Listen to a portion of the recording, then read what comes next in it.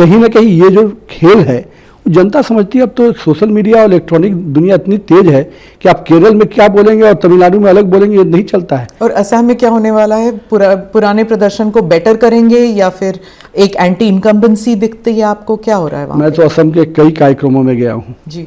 लोगों का जो रिस्पांस है वो पिछले परफॉर्मेंस को तो हम बेटर करेंगे और कांग्रेस को जितना और कड़ा हार वहाँ देखने को मिलेगा। बड़े पैमाने पर कोशिश किए थे कि अलायंस कराएंगे, कुछ नई नैरेटिव बनाएंगे, लेकिन कुछ नहीं चला और पूरी तरह से कांग्रेस और हताशा और निराशा में वहाँ को नजर आएगी। बहुत ही पर्सनल अटैक्स चल रहे हैं वहाँ पर। क्या ये एक डेमोक्रेसी के लिए सही है? देखिए, मैं मानता हूँ कि जब नेशनल इंटरेस्ट की बात हो तो निश्चित रूप से उठाना चाहिए, लेकिन जहाँ पर खेल अभी जो खेला जा रहा है, जिस प्रकार के बयान दिए जा रहे हैं, आज तो पूरी तरह से हमारे प्रेस कॉन्फ्रेंस हमारी तरफ से स्पष्ट रूप से कि जिस प्रकार से नाम के शब्दों को कैसे खेल करके पासपोर्ट का जो खेल खेला है वो तो आने वाले समय में स्पष्ट रूप से हो जाएगा।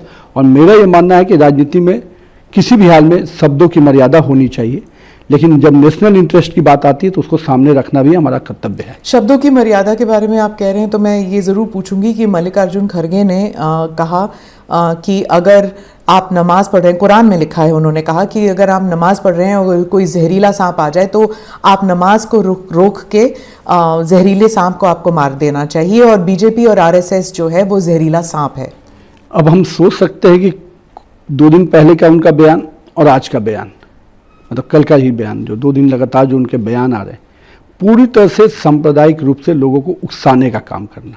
और दूसरी बात, कितनी मतलब ओछी सोच है कि लोगों को इस प्रकार से आक्रोशित करना, और जिस प्रकार का बयान राष्ट्रीय अध्यक्ष के रूप में दे रहे हैं, मुझे लगता है कि राहुल गांधी जी इतनी उनको समझाते हैं, वो जाकर वहाँ पर कुछ शब्द का और अलग उपयोग करते हैं। चूँकि कांग्रेस की प्रथा रही है, ऐसे ऐसे शब्दों का प्रयोग करते हैं जिससे कि समाज में विभक्त रूप नजर आए।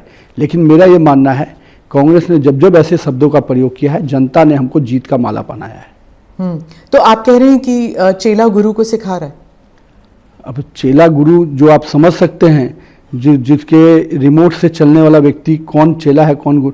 राहुल और सोनिया गांधी जी और उनका जो परिवार है, कुनबा है, ये कुनबा किसी भी व्यक्ति को रिमोट से चलाता है, सिस्टम से।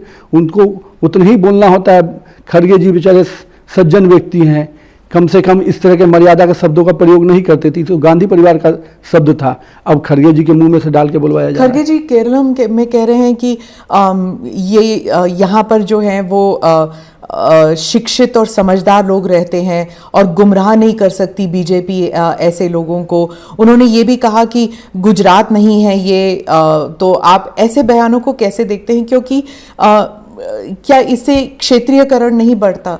मैं ये मानता हूँ कि गुजरात की उन्होंने उदाहरण दिया, उसी गुजरात से सरदार पटेल और महात्मा गांधी भी आए, और उसी गुजरात के व्यक्तित्व को आज देश ने इतना आशीर्वाद दिया है कि देश के प्रधानमंत्री नरेंद्र मोदी जी आज पूरे देश को आगे लेके चल रहे हैं विकास के मायने पे, कई पैमाने पे। मैं ये मानता हूँ कि ये उनकी नाकामी जहाँ उनको दिखती है वहाँ नासमझी समझ में आती है, वहाँ ज्ञानता नजर आती है। जहाँ उनको सफलता मिलती है वहाँ ज्ञानी व्यक्ति आ जाते हैं। तो ये उनकी नासमझी है। जनता तो देख रही है कि जहाँ जहाँ वो हारते हैं तो कभी ईवीएम को दोष देते हैं, कभी जनता को दोष है। थोड़ा दोष अपने माथे पर रखते तो कुछ नया सीख के आते। कहीं